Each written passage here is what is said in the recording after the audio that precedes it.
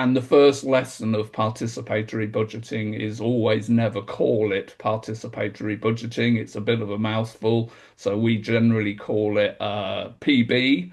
But again, in your local context, it's really important to give it a name or some sort of framing that is relates to your own lived experience. So I've got a few slides, so I'm going to pull those up now. Hopefully the tech will work on all of that. And then I'm going to just show a short film, and maybe I'll be on here for about 20 minutes and then hand over to Kenny for him to tell you a bit more about the Polmont soup process. So basically, this is just an introduction to this thing called PB. And as said, I'm one of the directors of Shared Future CIC, Community Interest Company. I'm based in Manchester in the UK. And I had the privilege in about 2000 as a community activist in my city here to be invited to go to Brazil. And I certainly said yes. And I went to learn about participatory budgeting there. And I thought, that's a really good idea. So I've been working since 2000 when I went to Brazil to see if I can encourage its use in the UK and elsewhere. And that's given me the privilege of meeting loads of great people all around the world. And just to give you a flavour of why I think it's really great, one of the first events of PB, will tell you all about what it is. I met them a few years after they had stood up in front of their community, 300 people, and said, this is what I would do if you entrusted me with some of these resources. It was about £10,000. They wanted to set up a community garden. I met them a few years later and asked them what it felt like to be part of this democratic decision-making process. And they said it was terrifying but magnificent. And I thought, well, that's what we want in our lives. We want to be challenged, but we also want to feel that our participation matters. So that's why I'm so keen about PB. Shared Future does lots of things other than PB. It also does stuff that you might have heard of called citizens' juries or assemblies, mostly on climate issues. So they're a form of deliberative democracy where we bring people who have perhaps never participated in any community activity together to talk about some complex or difficult topic like climate change or transition or reducing crime in their community or anything really, and we help them think through those processes and come up with recommendations. And we also do projects around the social economy, so that's social enterprises. We're a social enterprise ourselves, a not-for-profit, but I began my kind of professional career supporting communities that wanted to manage buildings or landscapes and helping them develop their idea, their community hall or a piece of wasteland. And so those sorts of social economy projects where people come together to make change happen. And as Shared Future works across the UK, but most of us are based in the northwest of England. And PB, what is it? Well, it's a form of democratic engagement or participation, and its origins go back to the late 1980s in Brazil, and in particular a city called Porto Alegre. And that city was just emerging from a long period of dictatorial rule.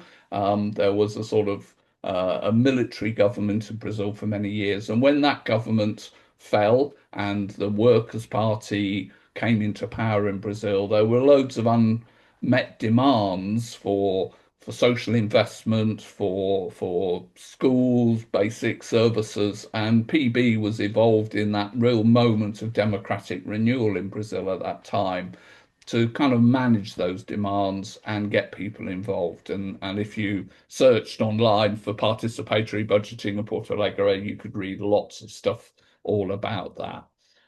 But from about 2000 onwards, maybe a few years earlier, it started to spread across the UK, sorry, across the world and to the UK, and it's now practiced in many, many different cities and communities at different scales.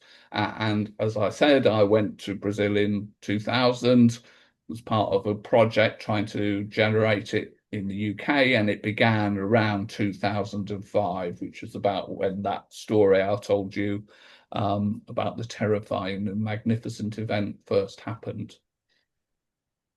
It had lots of activity during the early 2000s under the new Labour government in England and Wales, who got on board and started to fund something called the PB unit to offer free support to local authorities to try this democratic innovation. And there were loads of activities, often just one round or one action, but loads of opportunities to try out participatory budgeting. And generally that was a grant making form. We'll talk about that a little bit more. And typically it was regeneration money. So money that was specifically sent from central government to help communities that were most deprived, most missing out on services to try and level them up in some way. But following the great global financial crash of the late 2020s and the coming of the Conservative governments, basically it started to decline in England, and austerity, that restriction on budgets for local authorities, killed off most of the activity. But it still kept going, and I'm really pleased to say I think there's a bit of a revival of it now. So here's a brief definition. Participatory budgeting is the process of directly involving local people in making decisions on the priorities and spending for a defined amount of a public budget. And that was developed by the UK government in about 2008. And I think it's a rather boring set of words, but it gives the flavour of it. So this is about how our taxes are spent as citizens. We all give money to the government, they make decisions. Well, this is about saying, okay, it's your money, why don't you make decisions? So it's about moving beyond just electing a politician to make that decision for you or a public official. I actually like this definition from Brazil. If it feels like we've decided it's PB, and if it feels like someone else has decided it isn't. So that's very much talking about that sense of agency, that sense of we're in control of this process and we're making the decisions. And that's really what it should be all about. So here are some of the characteristics of what is a PB process. There's always real money on the table. So it's not just a consultation about how we should spend money. We know that money is power in our society, maybe too much power, but it is the sort of the medium of exchange for government, for democracy between people. So this is about having a process where real money is spent in some way. Ideally, that process of how we spend that money is co-designed with the people who are going to benefit from it. So it's very much about saying the power should rely with the people. There's always, or generally always, a moment of voting within a PB process. So at some point, people are able to say, here's 10 different projects. I think I like these 3 or these 5. I'm going to vote for those ones. And then all those votes are brought together, and that's how the decision is made. And that's really important. It's a really clear expression of its democratic nature. But what's actually more important is the whole process about how you got to that point and the ways that people come together. And we often have a phrase that I use, which is the money is the bait, not the fish. So it's really important to bring people together, but the real fish of participatory budgeting is the relationships and the understanding and the sense that we are active citizens and that we're part of a change in some way. It should always promote equity. So built within it should be the idea that everybody could get funded, but more of the funding or the emphasis is going towards those who could make best use of that funding, typically the poorest in our societies. After all, they are often the best budgeters because they are having to deal with real pressures in their lives.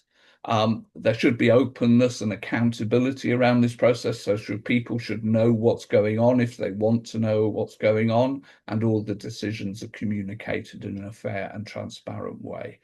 And really, most importantly, it's not just a one-off process. Any change, you need to do it again and again. It's a bit like the cycle of growing crops in nature or many cycles in our society. It's through doing them again and again, whether it's going to school or whatever it might be, that we actually build understanding and learning from that. So the idea that this is repeated is important. And I just wanted to throw up this little phrase from, in fact, a Canadian urban planner: is the truth about a city's aspirations isn't found in its vision, it's found in its budget.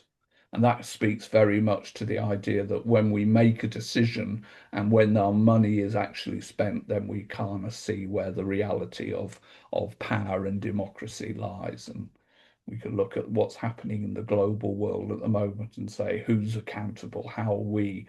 What is the truth of it? Well, the truth of it is that we've got some leaders who really don't care about the impact they're having on others, in my personal opinion.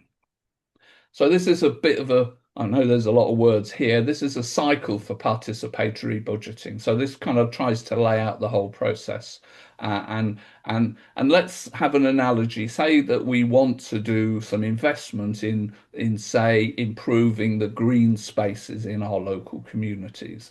And so there might be a process where your local authority says we want to improve green spaces because we know that's good for people's health.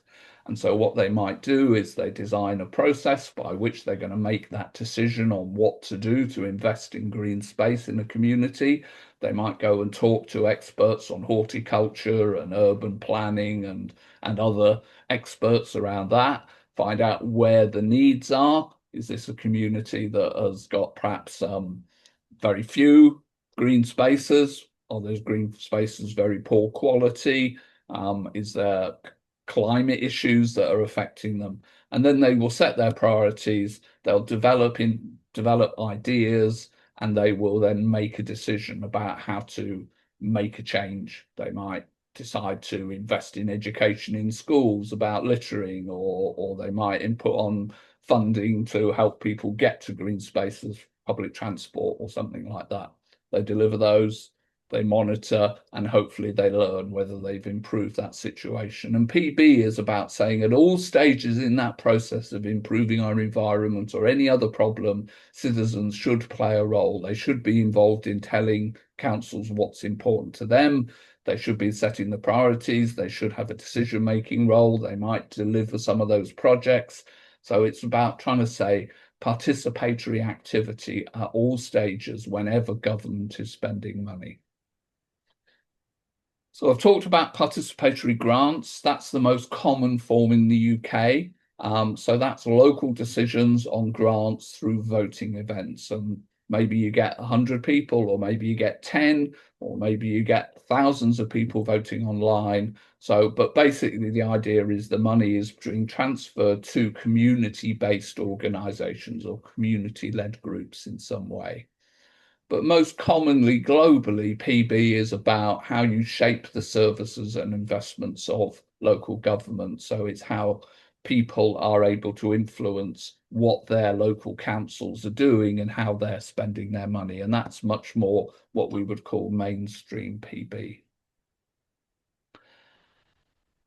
When you're developing a grants pot, and that's what SOUP is, that's the topic for today, and we'll get to that very soon. When you're developing a grant making pot, you're basically developing a process and you're holding an event. And often they're given names like community chest, big dish out, you decide. So the first stage in developing these grant making processes often to come up with a name. And as Kenny will say, the name they come up was Polmont Soup. nice and simple, located in a place. People know what soup is, but it's a bit, well, what's this about? And at that event, that PB grant making event, or maybe an online process, bidders present proposals to residents who vote on which to support. So there is there's a sort of party where everyone comes together, shares their ideas, and then everyone can have a say. And by everyone, I mean everybody, sometimes down to the ages of 8, sometimes even less, can vote in these events. And it's trying to reduce the barriers of participation. And what we found is effective and of engaging and networking and enthusing local people. It's like a sort of theatre of democracy held in your community, a celebration of all of the energy and passion that exists within the community. And we can see, and we've seen through many experiences, that it's built local action. And across the UK, there are PB events happening, regularly, hundreds over the last few years, probably quite a few. You may have taken part in one in your local community. Um, so that's pretty much all the main slides I've got, other than just to finish off with this story, which is where I think it's really a good idea of how this can change things. So the city of Belo Horizonte in Brazil, a number of years ago, developed a policy to try and reduce food poverty in their community. And it's written up on an article called "The City That Ended Hunger." And they had an issue with food poverty. They had lots of farmers in the hinterlands around the city. And through a participatory budgeting process and a set of community deliberations, they started to replan the food economy for the city of Belo Horizonte. They did things like open up farmers markets in the city centre so that people could have access to food. Part of the deal for that was that the farmers also had to travel to some of those more poorer favela communities where food was hard to obtain and make it available there. And they set up soup kitchen type things or community restaurants where people could go and get a cheap meal and have a kind of a healthy option. And they, over a few years, managed to reduce the food poverty levels in that city to below most US city levels. And it started with this phrase: to search to the solutions for hunger means to act within the principle that the status of being a citizen surpasses that of being a mere consumer. So I think that's all my slides. I'm not going to go into that, and I'm going to stop that share. So I hope I've given a big flavour. It's like, this is the big picture. It's something that's been happening for a long time in different areas, but fundamentally it's about bringing people together around a process to decide how to spend resources. And that's perhaps what co-ops do and many transition groups might do.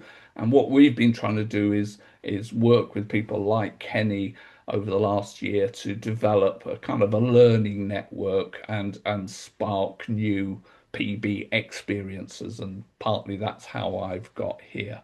And I have gone on too long, but I'm going to just share one more thing, which is a short film about 4 minutes long, 5 minutes long, of a real PB event in action. And hope you can hear. The Possibility Fund is all about creating a zero waste regenerative economy. What that means is reusing resources as much as we can and actually being stewards of our environment and our community. The main hope for today is for us to distribute just over £50,000 worth of grant funding. And I think it goes so much beyond that. The project itself funded coordination time to work on topics such as reducing waste, reducing food going to waste, composting. But we knew the community would have a lot of other ideas, which is why we wanted there to be a more open community fund. Loads of people are going to turn up. They're going to find out all about some absolutely fantastic projects that have been proposed for grants. They're going to network, they're going to ask questions. And at the end of it, the most important thing is going to happen. Everybody's got 4 votes that they're going to cast to recommend different projects for funding. I hope that people are going to have fun, actually. It's an open event where everybody here's what everybody's saying, here's the passion, and I really hope that what we'll get is a lot of people volunteering for other projects, a lot of people working together, and a lot of energy and excitement. Lots of possibilities. It's been brilliant for networking, getting to know people, what's happening in the community. Plus, we're looking at ways to try and connect us all and not just be all separate entities. It's very different. I've never done anything like this before. I think it's really cool. There's lots of energy and enthusiasm in the room, and it'd be a lovely day to just chat with folk as well. So, yeah, let the people decide. It's quite scary. It's quite nerve-wracking to see us against, I guess, some of our fellow organisations here. But it's a very lovely atmosphere, and we're looking forward to telling people about what we can do. Critically, people have to vote a number of times, not just for one project. So what we see is that people actually support those who really need the money. It drives the money down to where it's most needed in a fair and democratic way. I think it makes it so it's not like biased, and especially how we're not allowed to vote for our own one. It just gives it more diversity, even though I want us to win, you know. I want to fund everybody. These are all, we're all doing pretty much the same job of looking after people, just in different forms, isn't it? We're just doing it different demographics in different ways. Traditional grant funding can be quite distant. This type of process, obviously, the public are there, they're the ones deciding, and so there's much more buy-in from the local community. It enables people to see, actually, it's really hard decisions have to be made as we only have limited money and a great array of projects. How do you make decisions? This is a way of trying to make it simple to be able to communicate your passion. We feel it's more inclusive and helps more people get involved. I think it opens up that whole process of understanding what it is as a community you're trying to do. The process will evolve as well. We're really lucky to have had 4 years of funding. So each year we're taking the feedback and we're trying to make the process better or more open each year. Often people don't know who we are. Because we just quietly kind of get on. So today's been a really lovely opportunity. Oh, it's really exciting to be here with loads of different really fantastic local projects, all working for sustainability in the Lancaster district. Receiving £6,528 is the Tara Centre.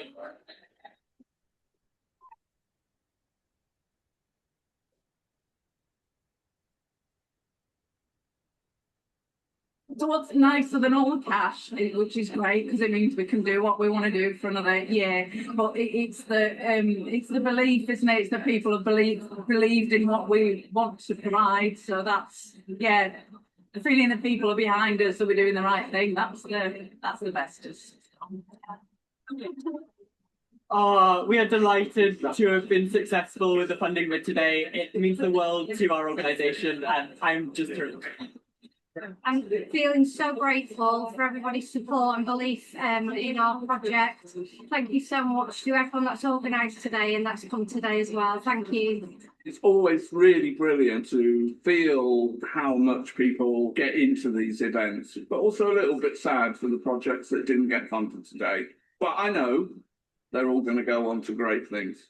I think it's been a great day. There's been amazing displays, and it's great that we funded 6 projects out of the 10 that applied. I think it's gone really well. We've distributed our money and we've got some really happy projects. We even managed to spend the last 70p of our funding pot. I think everyone's made some really useful connections, got loads of people involved in their projects. So I think even if they haven't got funded today, everyone's got something out of it.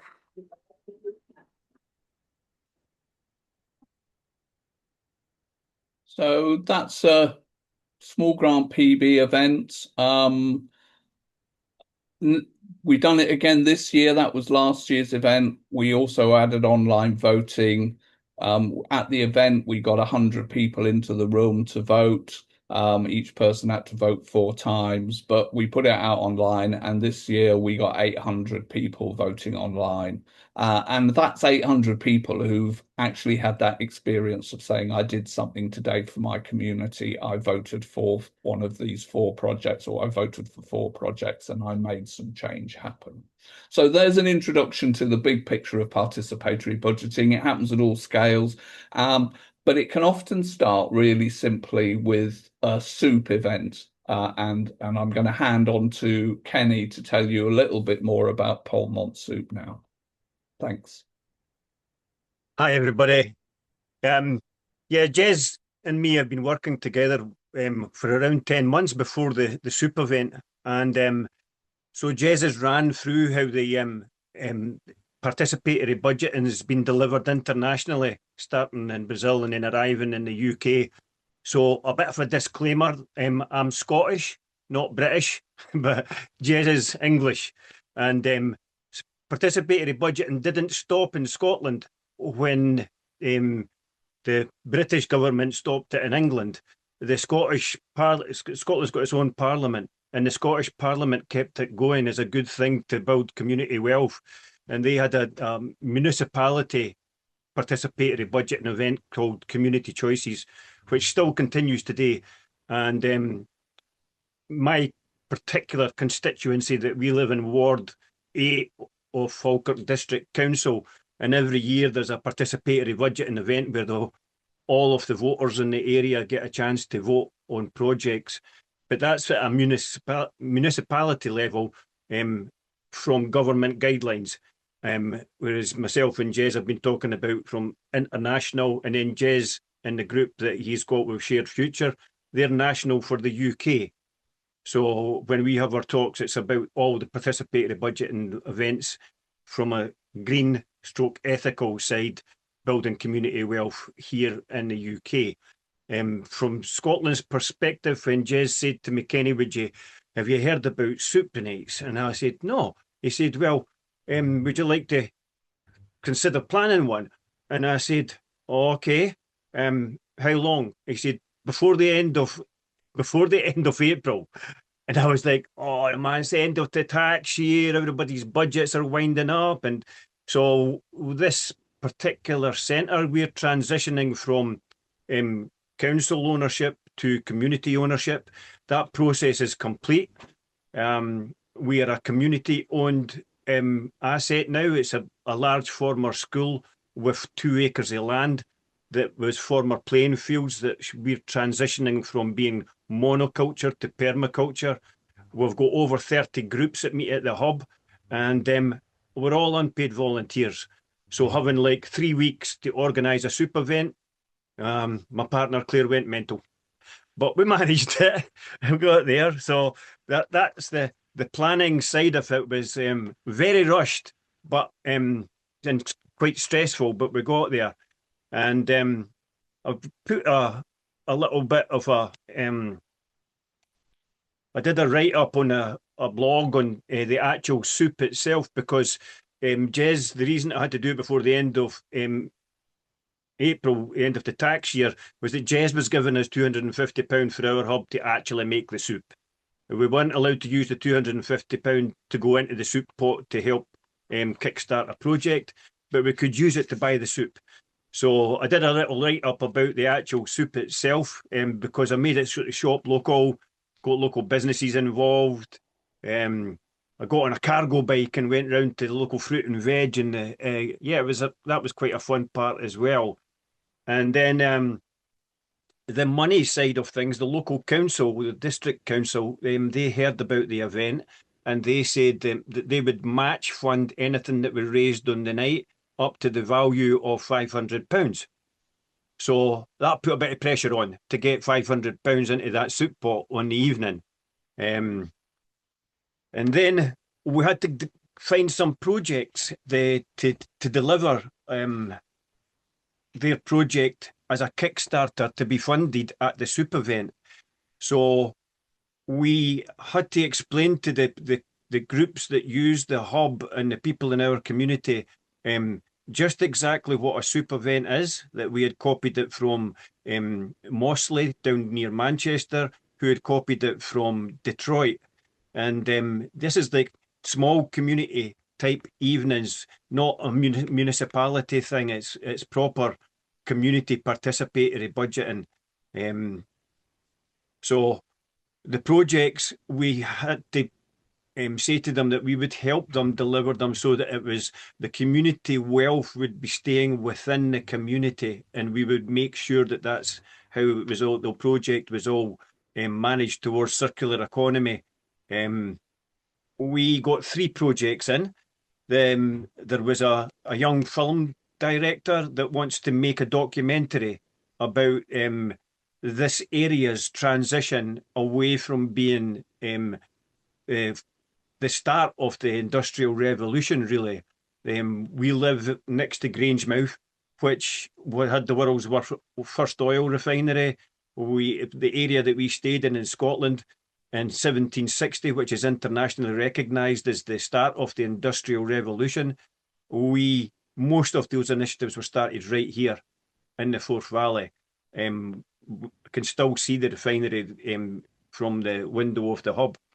This documentary maker he put a good set of slides together showing the oil barns of the 1800s, and look a little bit just different from the modern oil barns, but nonetheless, it was quite a good project.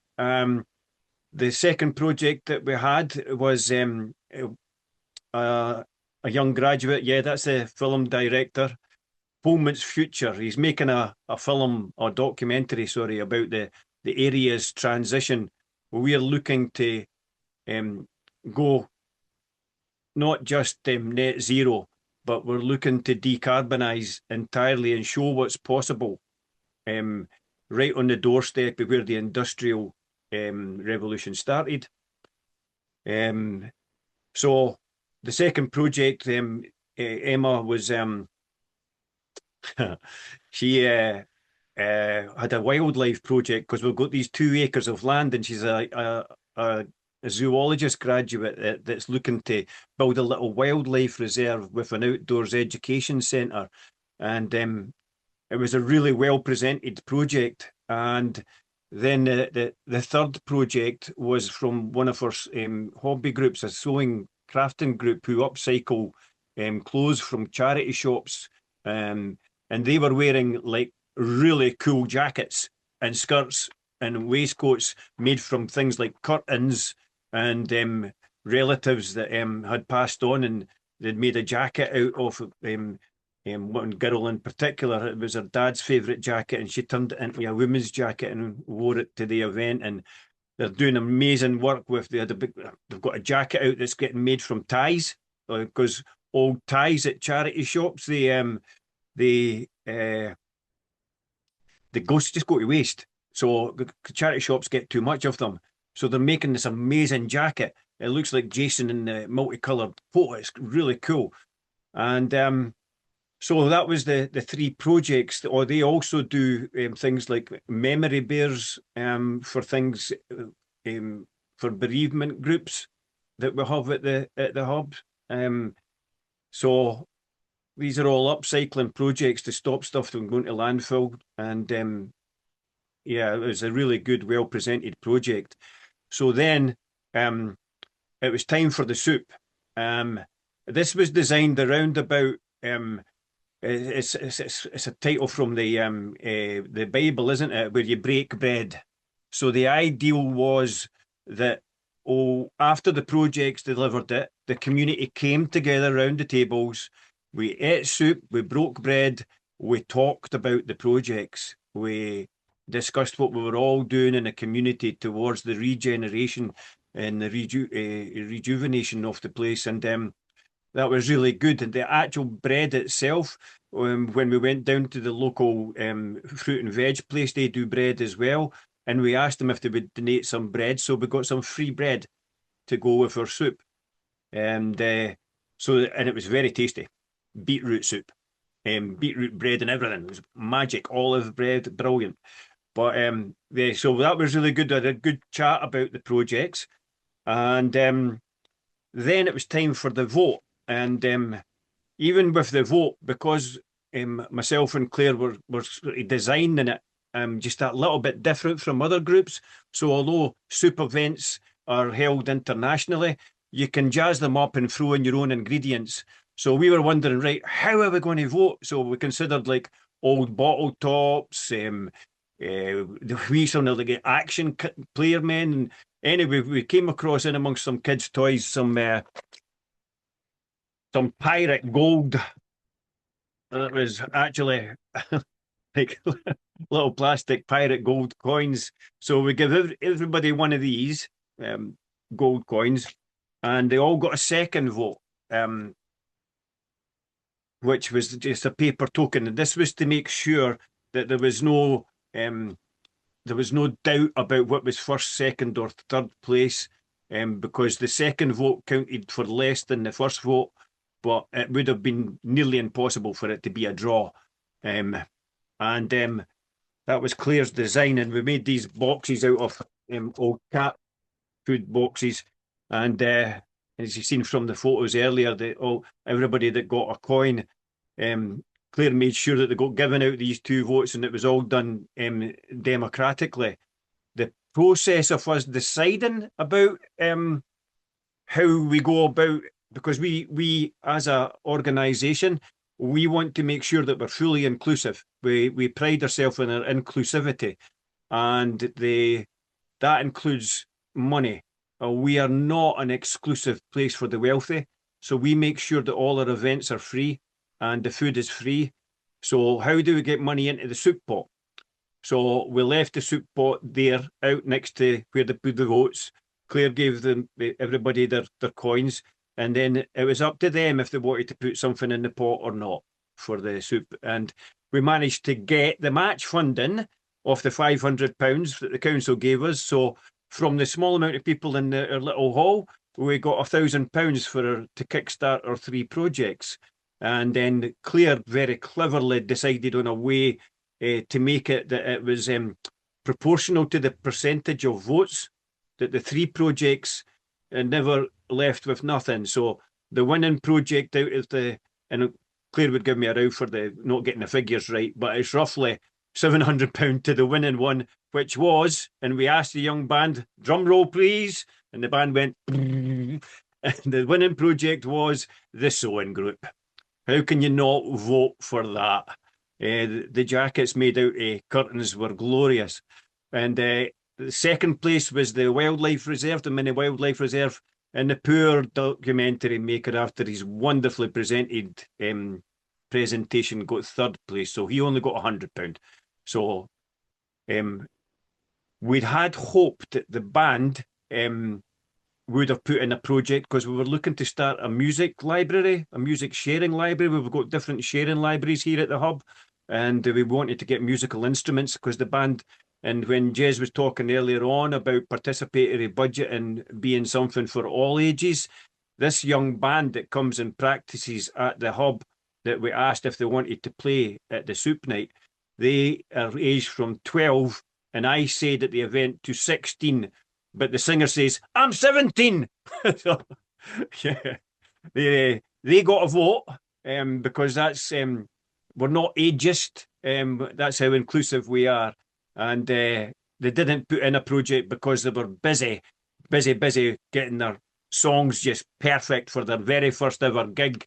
And Jez had sent me a message saying, if you're not having fun, it's no participatory budgeting. And that was so true. When the band kicked off and they had their family there, they had their school teacher there, and this was their first ever gig. Everybody loved them. They were worried that we were going to be too noisy, and they were doing all kind of grunge stuff and AC/DC. And yeah, it was a really good night. It went well. And yeah, I think from my perspective, learning exactly about how participatory budgeting and the transition movement and how we're transitioning here, it's I practice transition. I'm a practitioner transitioner. I've transitioned over 10 years ago, and now that we're trying to transition the community over, making these community events a way of educating people about community wealth building done ethically and chosen by the people is something really fun and really good for your community. It's a great way to transition over towns. Do a little sort of summary of what the soup event is. So the basic idea is there's free soup. There's people are asked if they want to make a donation. Then there's some presentations, typically 3 or 4 from local groups who want to do something new in their project.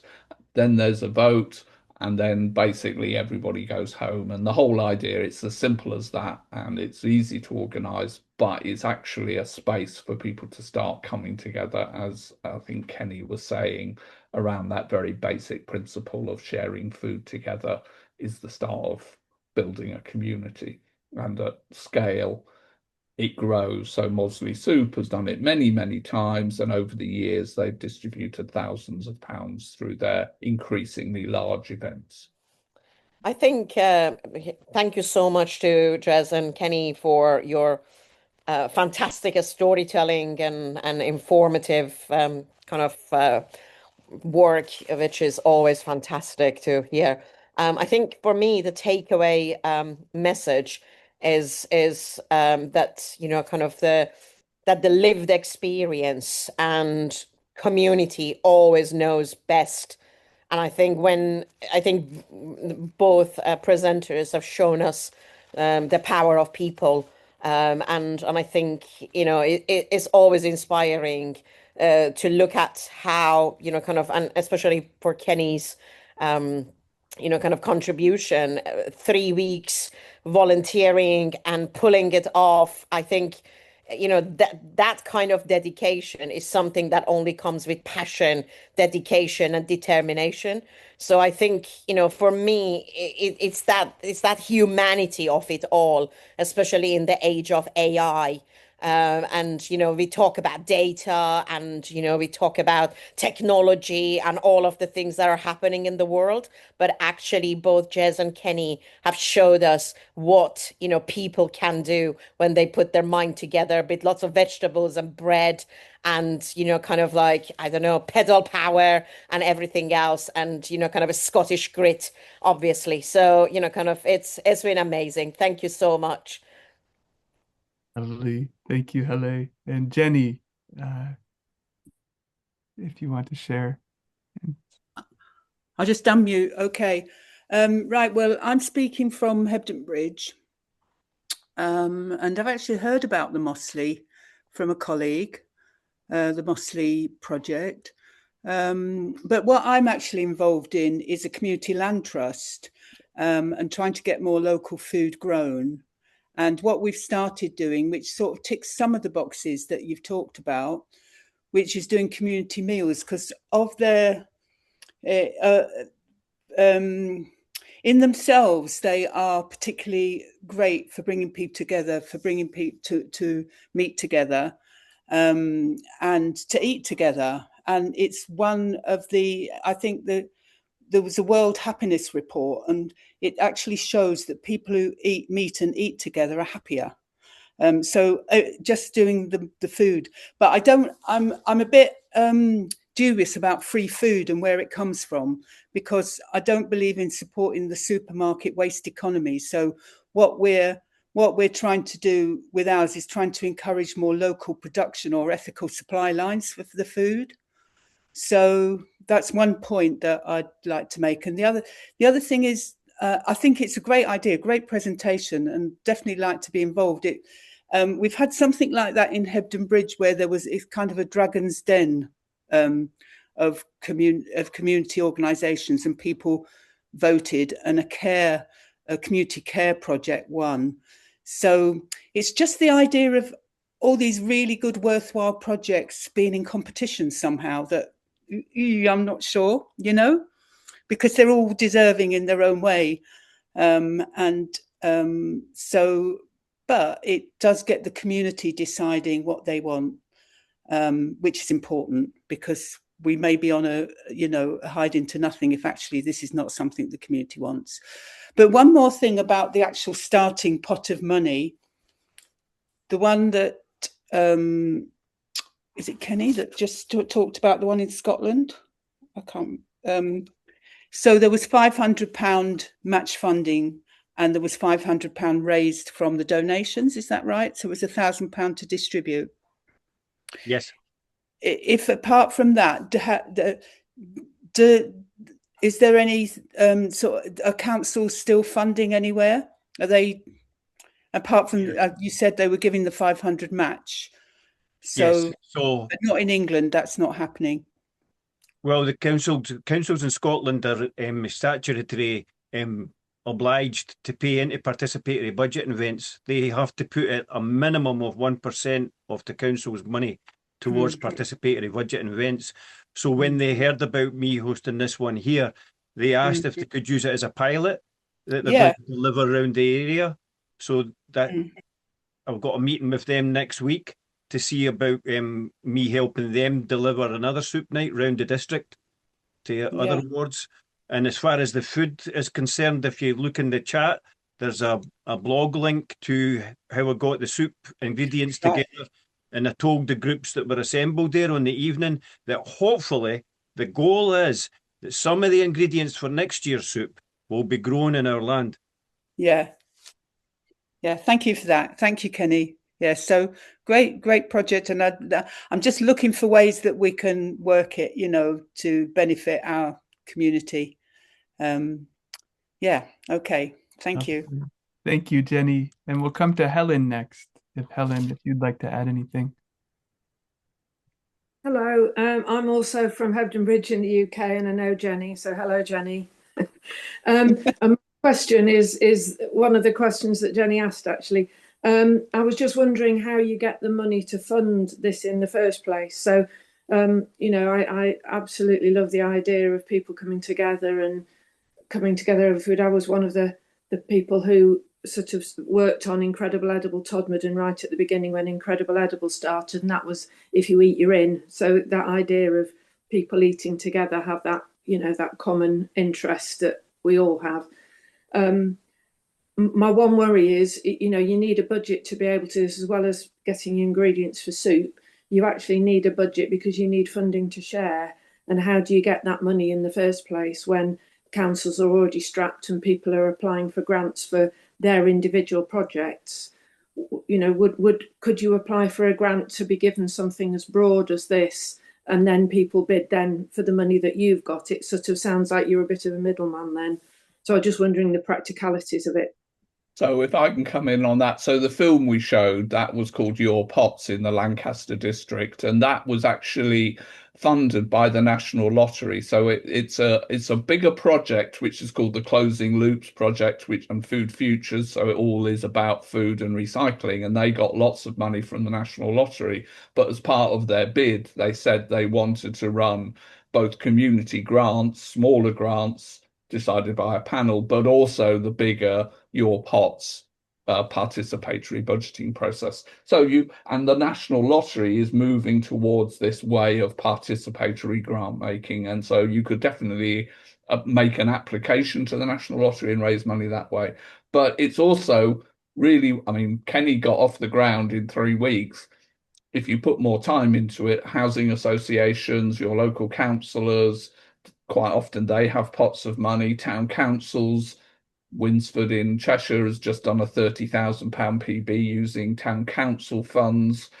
Frome, which is a kind of very leading authority. So but the point of soup is you don't actually need that. What you need is people to come along to the event and donate on the night. It's great if you can find the match funding, but the simplicity of soup is that anybody could put it on. You could put it on in your local pub or in a back hall of anywhere and just ask people to bring soup along. Can be very low input to get these things going. You just got to see the bigger picture that this could grow and over time do what is achieved in Mosley. That's what I'd respond to that. Thank you. Beautiful. Thank you. And yeah, next we'll come to Tanya, if there's anything that you'd like to share. Hi everyone, I'm Tanya and I'm the fundraiser for Transition Network International, and I wrote my master's dissertation on PB back when I studied in London and I met Jazz, so it's great to be here. It's great to learn about soup, and some ideas that were kind of starting in my head as I was listening to this was, so Transition Network International runs the seed funding process, and we just completed a round this year.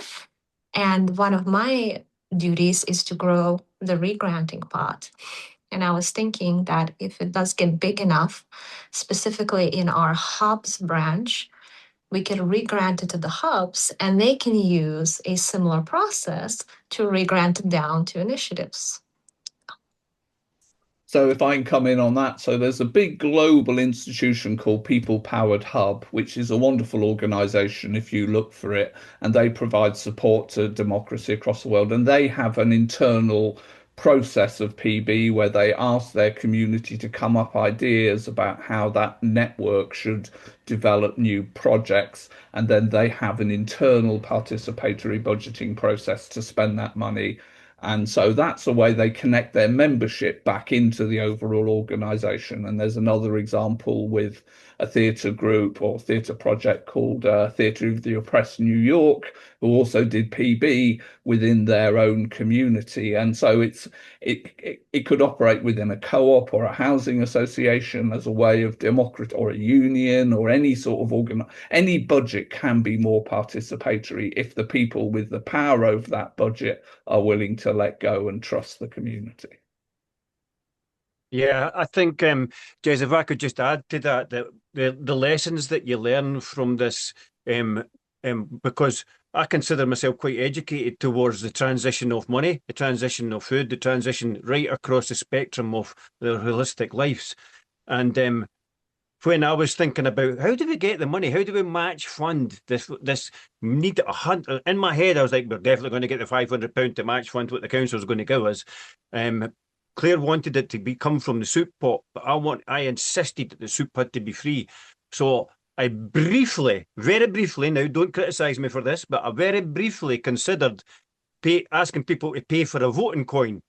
And then I thought, oh, wait a minute, that is making participatory democracy only for people that have money.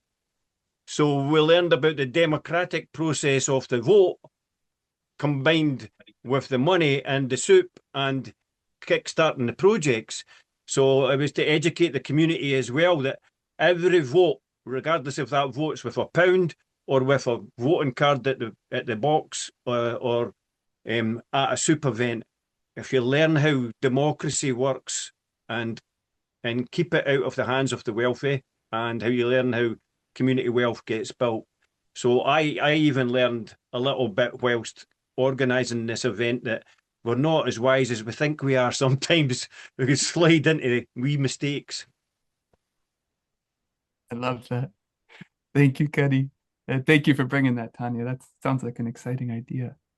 And next we'll go to Star and Sunshine emojis. Yeah, if you want to share, you're welcome to.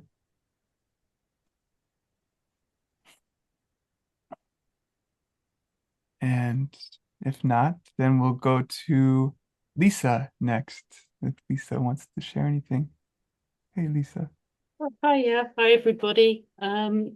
So I'm the finance person at Transition Network International.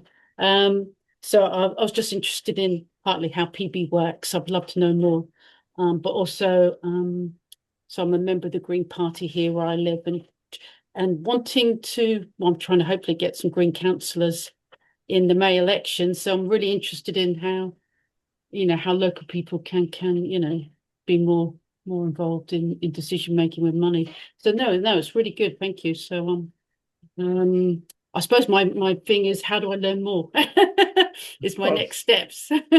Well, if I can come in on that, I happen to live in the Gorton and Denton ward, so we've had a lot of Green Party activity recently, so it's been very exciting. Anyway, in fact, I'm going to be doing a webinar a bit like this for the Association of Green Councillors, because through the network, the Green PB Organisers Network, we've been, some of those have been part of the Green Party. So but the basic, to answer your question, if you want to find out more about that, check out our website. We've got loads of free resources and toolkits on our Shared Future website, and I'm always available. You can find me through the website, or I'm sure Dan will send a link afterwards, and I'm always really happy to have a chat with anybody who says, I've got an idea, how could I make this happen? And I'm here for you if you need. Brilliant. Oh, thank you. Yeah, I can add to that as well, that sometimes it's district wide. So We are Falkirk district, we're Falkirk East. We border West Lothian, which is Linlithgow, and they're so much further ahead with green participatory budgeting than what Falkirk district are. They've got a great eco fund that comes out, and I had a look at their participatory budgeting event towards green initiatives, and I know the people who were driving it because I see them at events nationwide. So there's some really good work getting done as regards towards green ethical initiatives in districts throughout. In Scotland, it's through the Climate Action Network, SCAN. Oh yeah, no, SCAN. Oh yeah. All right, brilliant. Yeah. Okay, cool. Well, thank you. I will definitely check out your website. Thanks. Yes, thank you, Lisa. And welcoming Fatima, if you'd like to share anything. Yeah, sure. Hi, everyone. This is Fatima speaking from Morocco. This was a really great presentation, and I absolutely fell in love with the idea of the soup events. You're giving me ideas on what to do this summer in my community, and I already have a lot of work planned for the summer. I guess I had a question about PB. This is not necessarily my first time learning about it, but I always wondered what happened before you organize a PB. Do you take into consideration any representation criteria, like what people in citizen assemblies do, like civic lotteries or everything? Is it an open invitation to anyone who's interested and you're not necessarily taking into consideration who is in the room? And is the room representative enough of the community? Yeah, Well, if I can come in on that one. So the basic point of PB is that it's open. Anybody who cares about the topic can take part, and it's all about trying to work through how to lower those barriers to participation. But we also do lots of citizens' assemblies and juries, those deliberative processes. So at scale, I think there's a real opportunity to link the two together. So when you're doing a citizens' assembly, you should always have a pot of money to realise the recommendations. So it's a sort of introduction. The deliberation happens and then the action happens. But I also think that in the design, I talked about how PB should be co-designed with citizens. That could be a moment to use sortition or to at least have that deep conversation about who do we want to take part, who generally doesn't, and actually do all of that really good community development work to, as I say, lower the barriers to participation. But there's loads of advice again on that in our grant making guides or other things about what is the first meeting to have and what are the conversations to have around how to communicate. And I'll just finish off by saying in the one that we showed the film of that's been going a number of years, we've done that. We've looked every year, we have a redesign session and we bring people together and say, well, what didn't work and how could we make this better? And that's why I said that PB at best should happen a number of years. And it's that learning about why didn't they come? How do we enable them to come? So yeah, that idea of broadening participation and making democracy for everybody is what it's about. Making democracy a verb, not a noun. It's a behavior, it's a thing you do. Yeah, that's Jez's meaning from larger wide with my own little community project. I'd let the projects know that we are moving towards a decarbonisation project. We were not going to fund anything that encouraged waste, that encouraged how could you say, like supply chain management, modern slavery, all of those nasty things that can sneak into their supply chain, purchasing goods that are made from fast fashion. We were only going to accept projects that were towards our hubs transition towards being decarbonisation as rapidly as we can. So that's lovely. So some inclusivity and some exclusivity, like only for folks doing certain things. Great. Thank you for that question, Fatima. And next we'll come to Ozzy, if there's anything you would like to share.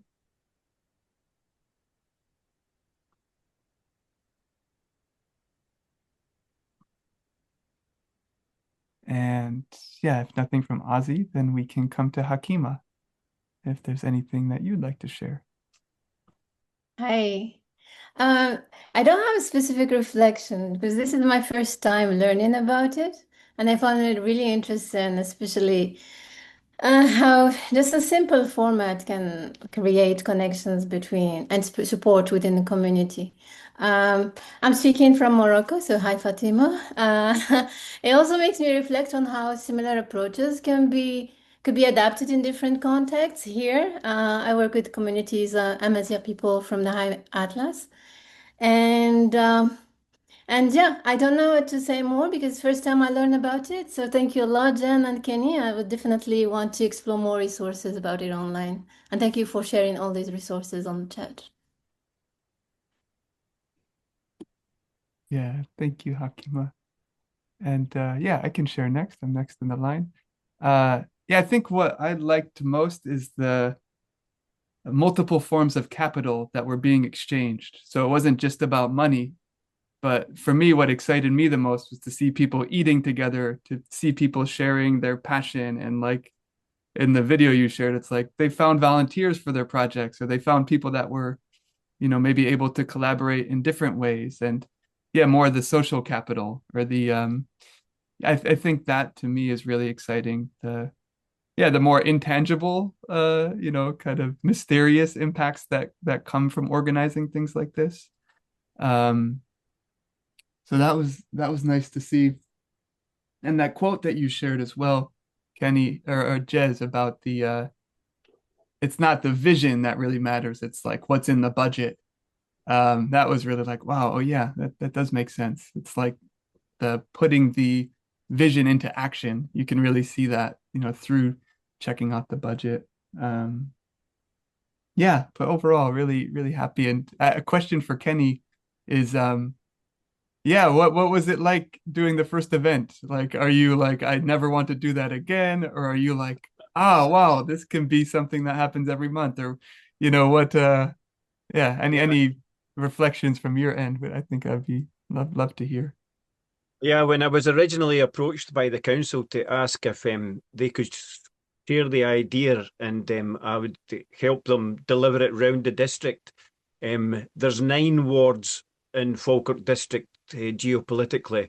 So if they did one in each ward, then it could come back to us in 9 months' time. And even if we shared the soup bowls and everything around all the other hubs around the district, I would enjoy that. It was an enjoyable experience. I would definitely do it again. I would like to have had more time. And unfortunately, we were also going through a district participatory budgeting event at the time also, which unfortunately had a detrimental effect on some groups in the area, but that was at a municipal level. That the district group hadn't got their participatory budgeting set out with a criteria that stopped some groups just going for the money, saying that they're going to do this, that, the other. They get the money and nothing happens. And the community can end up split about that. And my particular community had a bit of an incident with that a couple of years ago, and it divided a few of the local groups. And there's lots of groups here. There's golf clubs and fishing groups and bowling clubs, and there's all these community groups all going for this district pot. And sometimes it can end up, I can't remember if it was Fatima that was saying that it can end up that you're fighting against each other, or it can seem that way. So we didn't participate. The Pullman Community Hub did not participate in Falkirk District's participatory budgeting event this year, just because of things that had happened in the past, and we had enough on our plate. But we'll be in next year, and yeah, it was a fun experience. We've learned a lot of lessons, a lot.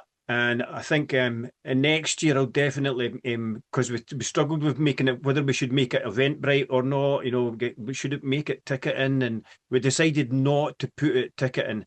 But that meant that not as many people turned up as we thought, and I ended up with far too much soup. So Yeah, not that I put on any weight, Jez. I didn't eat it all myself.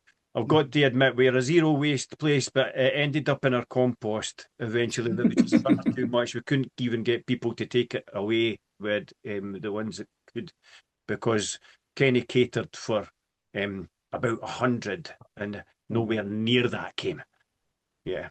So this time, but maybe next time. I'd like to just come in about the flexibility of this process, because we've got the soup and really PB is a very much a values-led process. So there are sort of certain ingredients in it, but it's very much about shaping it to your own needs in your own community. Different cultures will have different attitudes to food and grant making. So it's really important to step back and say, what are we trying to do here? But we can place it in so many different contexts. So I do a lot of work, or I'm trying to do a lot of work around getting it into schools. Why don't our schools have participatory, well, some do, where they have PB processes within the school in order to build sort of democratic education within the curriculum and actually share some of their school budget. And the youngest PB I ever saw was 3-year-olds voting on who should on the toys for 2-year-olds in a community nursery, but on the basis that, using little plastic money and things like that. I've seen it done with pensioners. I've seen it done in so many different locations. And really, it's about saying, how do we bring people together about the process? The money's important, but really, as you said, Dan, it's about connecting people and giving them a sense that we're working together around a common purpose here. And building that bridging social capital between groups. And I'll just finish off by saying sometimes it feels competitive, but what do you think it feels like if you've applied through a written application form? Nobody talks to each other, nobody knows who else is bidding, you send it in, you're trying to think, what do the people want to know? And then some people with very technical language in some dark room score your bid and then send you a letter saying, bad luck, you're not good enough to get funding. So let's not measure PB against perfection or anything. Let's measure it against reality. How democratically do we already grant money to community groups?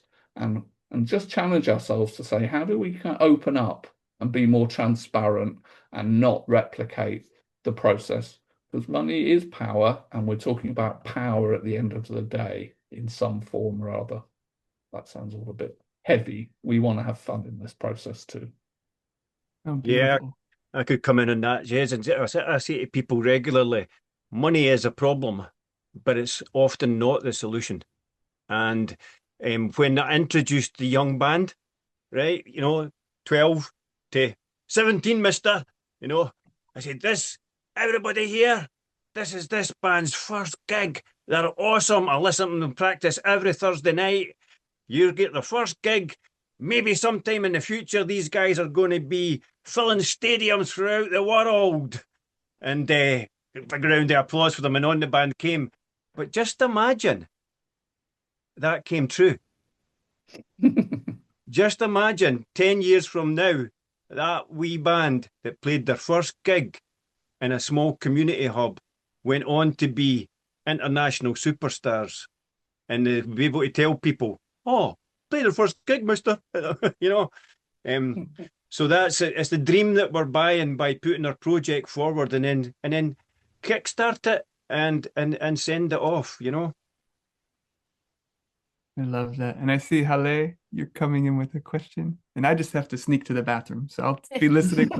Yes, it's actually more of a comment. I just get the feel in the room that maybe we've got potential to have a soup festival starting in Scotland, finishing in Morocco, and actually learning from each other. That will be so good. I want to see maybe kind of like Scotland, then going, kind of, I don't know, Manchester, and I don't know, around the world. Because obviously we've got 2 people from lovely Morocco here. So if we had more people from international location, maybe we could start something a lot bigger and learning from each other and make it even more participatory.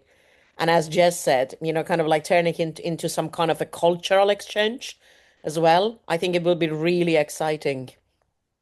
I think that's called global soup. Is that right? A bit like the Yeah, Global Citizens Assembly. probably, So exactly. somewhere, I think the Rastafarians have this idea that when within their celebrations that everybody is having a party somewhere. So even if you're part of the Rastafarian faith, there will be a meal going on the same day that all celebrates that same process. So it's that Yeah. idea. How do we perhaps have soups running in different locations that are Absolutely, a bit somehow like passing the connected? baton, but instead of Yeah. the baton, we pass the ball, That's you know, right. to the next, you know, kind of location. I would love to see that. And, you know, as a nutritional scientist, I'm more than happy to support whoever wants to do anything. And I will be analyzing all the soups for people that love the beetroot. You know, honestly, you cannot beat beetroot for everything. You know, it's one of those. I don't like the word superfood, but it is absolutely one of the best things ever, and it's rooted and it's so, you know, underestimated as a veg, and I think we need to have it more often. Anyway, so yeah, that was something that came across because of the international.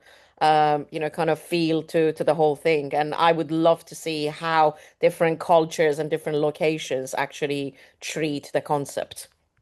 I just want to have a quick shout out. I do talk a lot in these meetings. There's a wonderful project called Heart and Parcel in Manchester, where it's actually an English language project. So it's getting people from different communities to speak English, but it works with women from different cultures, and it's all about making dumplings. That's where it started. So it's the dumpling is the parcel with the heart inside, is the communication between women of different cultures, and they put on nights where they will have meals and things like that. But that sort of concept that within a simple dish, a coming together, a sharing of recipes, then we're starting to really build community. And soup is just one form of PB. It's all about the ritual of being part of a community, the verb of being in community with others in some way or other. Yeah, we're all in the soup, Jez. We're all in the We soup. are. And life is a minestrone. Yeah. I love that.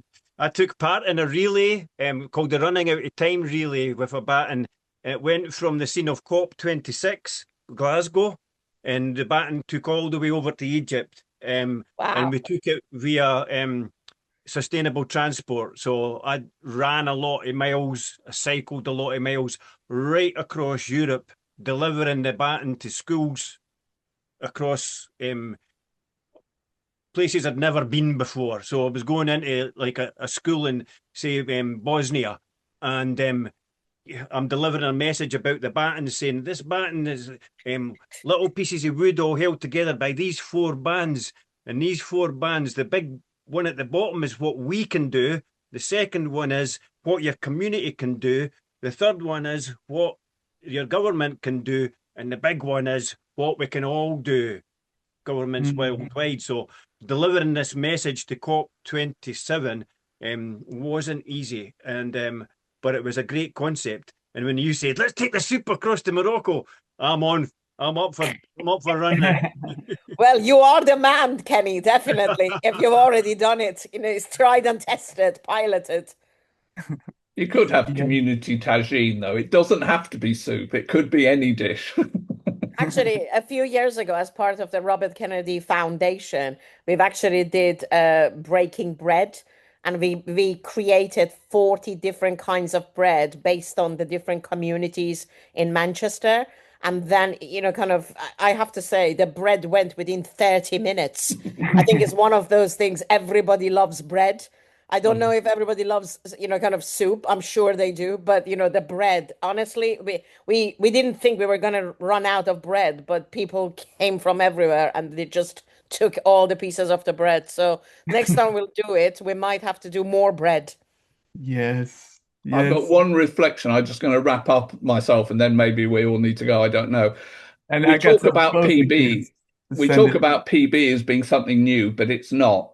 if we go back to ancient history, what people did every year was meet together at the beginning of the year with the seeds they'd harvested, talk about how they were going to plant them. They would then nurture them. Then they had a celebration. And it's no coincidence that the global financial markets operate on certainly in the UK, on an April to April basis, because that is the growing cycle. And at the heart of all financial processes is that going back to that prehistory when we just worked in community, in small communities, and we brought our resources together collectively. It's right out of Eleanor Ostrom's sort of work on how we manage our commons. And somehow we've just got to get back to that democracy is not something we do every 4 years. It's something we do every year in all of our practice. And it's about how we relate to other people.